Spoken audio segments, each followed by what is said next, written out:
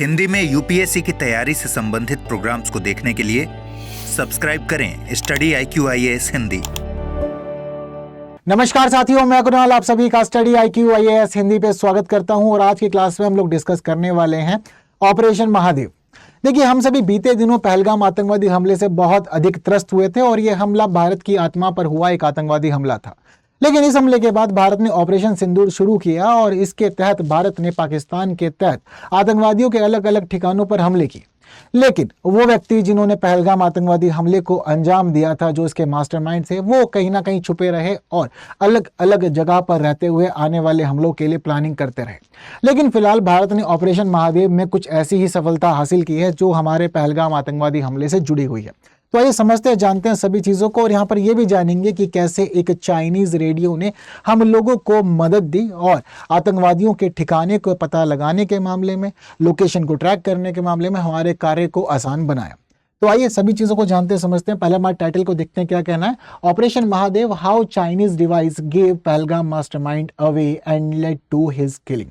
तो चीजों को समझते हैं, जानते हैं। तो देखिए, फिलहाल अभी कल ही हुआ है हमारा ये ऑपरेशन महादेव सक्सेसफुल। इस दौरान हम लोगों ने ये देखा कि भाई इस अभियान में 22 अप्रैल की त्रासदी के मास्टरमाइंड सहित 3 आतंकवादियों को सफलतापूर्वक मार गिराया गया। तो ऑपरेशन महादेव में 3 आतंकवादियों को मार गिराया गया है हमारे सैन्य बलों के द्वारा। तो अब दरअसल हमारी सुरक्षा बलों की सफलता है, इसमें हमें क्या पता चलता है कि ये जो अभियान था, ये अभियान किया गया था चिनार कोर द्वारा जम्मू कश्मीर के लिडवास क्षेत्र में। ठीक है, तो ये अभियान भारतीय सेना की चिनार कोर के द्वारा संचालित किया गया था और जम्मू कश्मीर के लिडवास क्षेत्र में इसको चलाया गया था। इस दौरान हम सभी चीजें जो थी वो इस मामले में सफलता के रूप में सामने आई कि 3 आतंकवादियों को ढेर किया गया, जिसमें पहले का नाम है हसीम मूसा। हालांकि जो ये हसीम मूसा है, इसको सुलेमान के रूप में भी जाना जाता है और ये समझिए कि इन दोनों ही नामों से जाना जाने वाला ये व्यक्ति पहलगाम आतंकवादी हमले का मास्टरमाइंड था और ये अभी भी भारत की ही जमीन पर मौजूद था और जंगलों में छुपकर ये आने वाले समय में किसी बड़े हमले की तैयारी कर रहे थे। इस दौरान जब इन लोगों को यहां मार गिराया गया है और बाद में जब सभी चीजों की छानबीन हुई तो यहां पर कई खतरनाक हथियार भी पाए गए। इस व्यक्ति के अलावा 2 लोग और मौजूद थे यहाँ पर, यासीर और अबू हमजा, और ये तीनों के तीनों ही आतंकवादी हैं और इन तीनों की जब पहचान की गई तो ये पता चला कि ये तीनों ही विदेशी हैं और साथ साथ ये जैश-ए-मोहम्मद के लिए कार्य करते हैं। तो इससे पता चलता है हम लोग को कि चीजें जो है वो काफी ज्यादा इंटरकनेक्टेड है पहलगाम आतंकवादी हमले से भी, और आने वाले समय के लिए भारत में एक बड़े हमले की प्लानिंग ये कर रहे थे, वो वाली चीजें भी यहाँ पर स्पष्ट हो जाती है। हालांकि अब एक प्रश्न हम लोग के मन में ये भी आता है कि पहलगाम आतंकवादी हमला 22 अप्रैल को हुआ था और कल यानी कि 28 जुलाई को हमारी कर्मियों के द्वारा, हमारे सशस्त्र बलों के द्वारा इन 3 आतंकवादियों को मार गिराया गया। तो इस पूरे अंतराल में क्या ये काम हम पहले नहीं कर सकते थे, या फिर अभी फिलहाल ऐसा क्या हुआ जिसकी वजह से हम इन आतंकवादियों तक पहुंचने में सफल हुए। तो देखिए, दरअसल इन आतंकवादियों तक पहुंचने के मामले में हमें मदद किया है एक चीनी अल्ट्रा रेडियो डिवाइस ने। अब देखिए, दरअसल ये चीनी अल्ट्रा रेडियो संचार डिवाइस जो है, इसकी वजह से ही हम इन आतंकवादियों की लोकेशन को समझ पाए। देखिए, दरअसल जिस समय हमारे देश पर यह पहलगाम आतंकवादी हमला हुआ था, इस पहलगाम आतंकवादी हमले के बाद से ही हमारे सुरक्षाकर्मी जम्मू कश्मीर वाले पूरे एरिया में बहुत ही ज्यादा एक्टिव थे और सभी बलों को पहले ही हाई अलर्ट पर रहने के लिए ही बोल दिया गया था।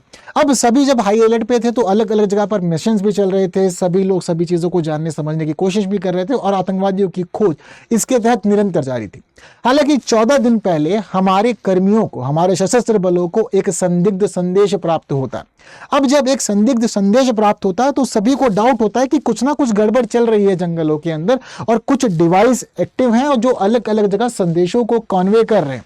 अब जब 14 दिन पहले हमें एक संदिग्ध संदेश मिला तो उसके बाद हमने फिर सभी चीजों को समझने के लिए काम आगे बढ़ाया और हमारे बल इन सभी चीजों को समझने के लिए और ज्यादा फ्रीक्वेंसी के माध्यम से एक्टिवेट थे और हमारे सभी डिवाइसेस इस समय ये समझने की कोशिश कर रहे थे कि क्या जम्मू कश्मीर कहीं और किसी और प्रकार का एक्टिवेट तो नहीं है कोई डिवाइस। अब जब इन सभी चीजों को समझ ही रहे थे तो 14 दिन पहले मिले इस संदेश के बाद सभी चीजों को समझते समझते अभी 2 दिन पहले फिर दोबारा से इस डिवाइस को एक्टिवेट किया गया और डिवाइस को जैसे ही एक्टिवेट किया गया उसके तुरंत बाद हमारे सुरक्षा बलों ने इन आतंकवादियों की एग्जैक्ट लोकेशन को, जंगल में इनके स्थान को, सभी चीजों को फिर समझना शुरू कर दिया। अब जब सभी चीजें अच्छे समझ में आ गई तो यानी कि हमें पूरी तरह से यहाँ पर मदद कर रहा था चीनी अल्ट्रा रेडियो डिवाइस। अब ये चीनी अल्ट्रा रेडियो कम्युनिकेशन डिवाइस है, ये कम्युनिकेशन डिवाइस दरअसल क्यों इस्तेमाल करते हैं आतंकवादी? तो देखिए, दरअसल जब कभी भी आतंकवादियों को कोई एनक्रिप्टेड मैसेज भेजना होता है तो उस एनक्रिप्टेड मैसेज को भेजने के लिए इस चीनी अल्ट्रा रेडियो कम्युनिकेशन डिवाइस का इस्तेमाल किया जाता है। और ये माना जा रहा है कि पहलगाम आतंकवादी हमले के समय भी आतंकवादियों ने इस चीनी अल्ट्रा रेडियो कम्युनिकेशन डिवाइस का ही इस्तेमाल किया था, और ये अभी भारत की जमीन पर रहकर इस डिवाइस के माध्यम से लगातार संदेश भेजने और प्राप्त करने का कार्य भी कर रहे थे। और इसी के साथ ये भी माना गया है कि आने वाले समय में भी कोई बड़ा हमला जम्मू कश्मीर की जमीन पर हो भी सकता था। तो इसी प्रकार से जब ये 14 दिन पहले एक्टिवेट हुआ और साथ साथ जब इसको 2 दिन पहले एक्टिव किया गया, तो इस दौरान हमारे जो सुरक्षा बल हैं उनको सभी चीजें समझने में बड़ी मदद हुई। पता लग चुका था कि आतंकवादी मौजूद हैं दाचीगाम वन क्षेत्र के अंदर।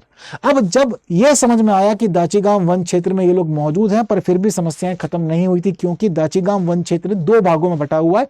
इसका एक हिस्सा दक्षिण कश्मीर के अनंतनाग जिले के पहलगाम तक है और दूसरा है इसका गंदेरबल जिले को जोड़ने वाला क्षेत्र। तो जब पता चलता है कि 2 अलग अलग क्षेत्र, तो अभी भी एग्जैक्ट लोकेशन को समझने में थोड़ी दिक्कत परेशानी थी। इस दौरान हमारे सुरक्षा बलों की अलग अलग टुकड़ियां तैयार की गई और सभी टुकड़ियों को अलग अलग क्षेत्रों से एरिया को कवर करने के लिए बोला गया। इसके साथ ही कुछ खानाबदोश लोग भी स्थानीय तौर पर रहा करते हैं जंगलों के आसपास। तो जब उन लोगों से संपर्क बनाया गया तो उन लोगों ने बताया कि कुछ लोग एक्चुअल में जंगल में रह रहे हैं, और जंगल में रह ही नहीं रहे हैं बल्कि कुछ प्लानिंग भी कर रहे हैं, खाना पीना भी रोज बनाते हैं। ये सारी चीजें भी खानाबदोश लोगों से समझ में आई। इसके साथ ही हमारे सुरक्षा बलों ने ड्रोन की सहायता भी ली और ड्रोन को उड़ाने के बाद में आतंकवादियों की एग्जैक्ट लोकेशन पता लग गई। अब जैसे ही आतंकवादियों की एग्जैक्ट लोकेशन पता लग गई, तो उसके बाद फिर वहां पर सभी ने अपनी अपनी पोजीशन ली, प्रॉपर जाकर के कवर किया जहां पर आतंकवादी बैठे हुए थे, जहां उनके टेंट थे और जहां वो खाने पीने का कार्य किया करते थे। जिस समय हमारे सुरक्षा बल वहां पहुंचे उस समय आतंकवादी सो रहे थे। और इसके बाद जब हमारे बलों ने ऑपरेशन शुरू किया, हमले किए, तो ये पूरा की पूरा कार्यक्रम 45 मिनट तक चला। इस 45 मिनट के बाद फिर वहां पर शांति हो गई। जब आगे बढ़े हमारे बल तो देखा तीनों लोग मारे जा चुके थे। इसके अलावा पूरे के पूरे एरिया की छानबीन की गई, तो छानबीन में पता चला कि यहाँ पर कुछ खतरनाक हथियार भी मौजूद हैं। यहाँ पाए गए हैं एक अमेरिकी निर्मित कार्बाइन, इसके अलावा यहाँ पर एक AK-47 में मिली है, इसके अलावा 17 राइफल ग्रेनेड और इनके साथ साथ कुछ अन्य सामग्रियां भी प्राप्त हुई हैं। तो 17 राइफल ग्रेनेड यहाँ पर अपने आप में काफी ज्यादा खास रहे। राइफल ग्रेनेड दरअसल हाथ से नहीं फेंके जाते, राइफल ग्रेनेड को राइफल के माध्यम से ही फायर किया जाता है और ये 200 मीटर से भी ज्यादा दूर तक जाकर किसी भी टारगेट को खत्म कर सकते हैं। ये इतना अधिक सक्षम है, बहुत अधिक खतरनाक इनको माना जाता है। तो ये सभी चीजों की खोजबीन हुई, जांच पड़ताल की गई, सब कुछ जाना समझा गया, आतंकवादियों की पहचान की गई। तब पता लगा कि सारा का सारा घटनाक्रम हमारे ऑपरेशन सिंदूर यानी कि जो पहलगाम आतंकवादी घटना हुई थी उस आतंकवादी घटना से जुड़ा हुआ था, और उसी के तहत इन आतंकवादियों को काउंटर करना ये बहुत जरूरी था। हालांकि एक बात जो हम लोग को यहाँ पर सोचने पर मजबूर कर रही है वो ये भी है कि ऐसा क्यों हुआ कि हमारे सशस्त्र बलों के द्वारा इस पूरे के पूरे ऑपरेशन को ऑपरेशन महादेव नाम ही दिया गया। क्या वास्तव में यहाँ ऑपरेशन महादेव नाम दिया जाना किसी धर्म को इंगित करता है या फिर इसके पीछे कुछ और रीजन था? तो देखिए, ऑपरेशन महादेव नाम दिए जाने के पीछे का जो बड़ा रीजन माना जा रहा है वो ये है कि दरअसल ये पूरा का पूरा ऑपरेशन हुआ है महादेव पहाड़ी पर जबरवान पर्वत श्रृंखला के हिस्से में। अब दरअसल महादेव पहाड़ी पर जैसे ही मतलब ये पूरी की पूरी इंफॉर्मेशन मिलती है हमारे सुरक्षा बलों को, तो ये महादेव पहाड़ी पर चढ़ाई शुरू कर देते हैं, उस पर आगे बढ़ने लग जाते हैं। तो महादेव पहाड़ी की वजह से ही नाम दिया गया है ऑपरेशन महादेव। और ये ऑपरेशन 3 अलग अलग हमारे डिपार्टमेंट्स का था, भारतीय सेना का भी था, जम्मू कश्मीर पुलिस का भी था और CRPF का भी था। इन तीनों ने मिलजुल करके इस ऑपरेशन को कंप्लीट किया था।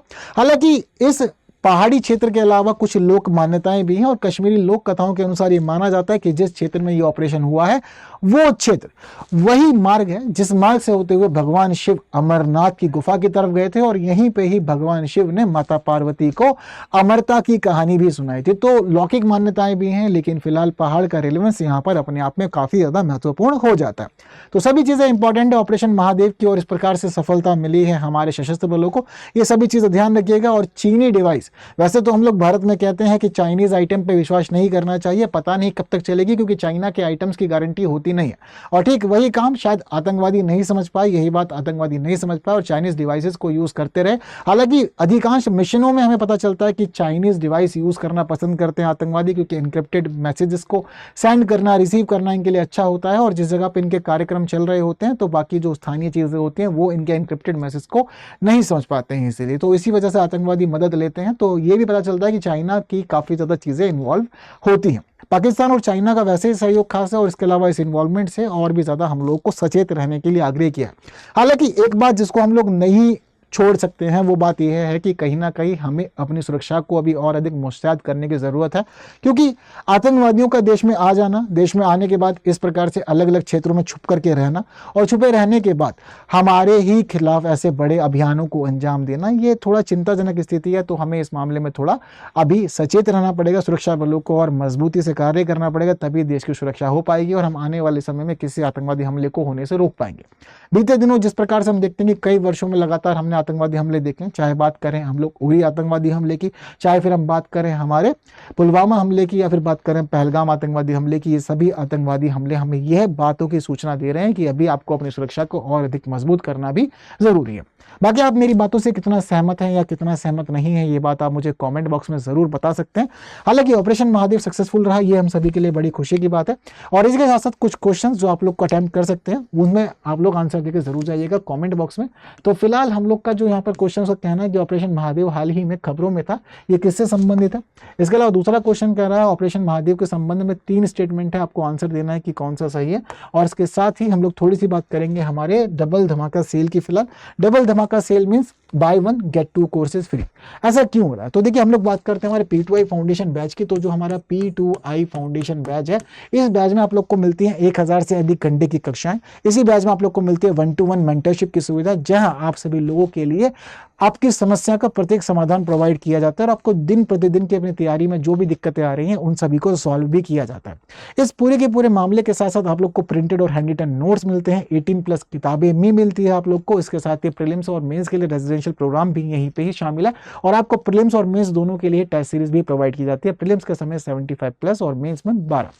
अब इतनी सारी सुविधाओं के साथ साथ जितने भी लोग एनरोल्ड होते हैं इन बैचेस के अंदर, उसमें जो टॉप परफॉर्मर बनता है टेस्ट का मंथली, उस व्यक्ति को 11,000 का कैश प्राइज भी दिया जाता है। और अगर आप लोग प्रीलिम्स एग्जाम क्लियर करते हैं बैच में एनरोल रहते हुए, तो आप लोगों की पूरी फीस भी वापस कर दी जाती है। तो देखिए, फिलहाल जो ये हमारा बैच है, इस बैच की लास्ट डेट 31 जुलाई है। तो 31 जुलाई है, तो उसका मतलब ये है कि अभी बहुत ज़्यादा समय नहीं है आप लोग के पास में। तो फिलहाल करना है आपको एनरोल जल्द से जल्द, जितना भी जल्दी आप खुद को एनरोल कर सकते हैं, क्योंकि कम समय है आप लोग के पास में।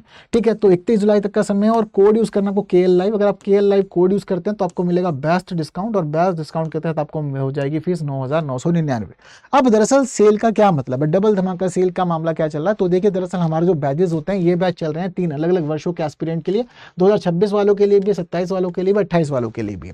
अब जनरली ऐसा होता है कि आप लोग अगर किसी एक मीडियम का बैच में लेते हैं तो उस दौरान आपको उसी मीडियम के बैचेस की क्लासेस दी जाती हैं। लेकिन अब दरअसल ऐसा नहीं है इस सेल में। अगर आप हिंदी की क्लासेस लेते हैं तो इसका अर्थ ये है कि आपको इंग्लिश की फैकल्टीज की क्लासेस भी प्रोवाइड की जाएंगी और आपको इंग्लिश की फैकल्टीज की क्लासेस भी प्रोवाइड की जाएगी। यानी कि ये समझिए कि स्टडी IQ की जितनी भी बेस्ट फैकल्टीज हैं, वो सारी की सारी बेस्ट फैकल्टीज आप लोगों की मोबाइल एप्लीकेशन पर होगी और आप उनके माध्यम से अपनी तैयारी को अच्छा बना सकते हैं। और जो भी आप जैसे भी पढ़ना चाहें वो सभी चीज़ें आप पढ़ सकते हैं। ये सारी सुविधा आपको यहाँ पर मिल जाएगी।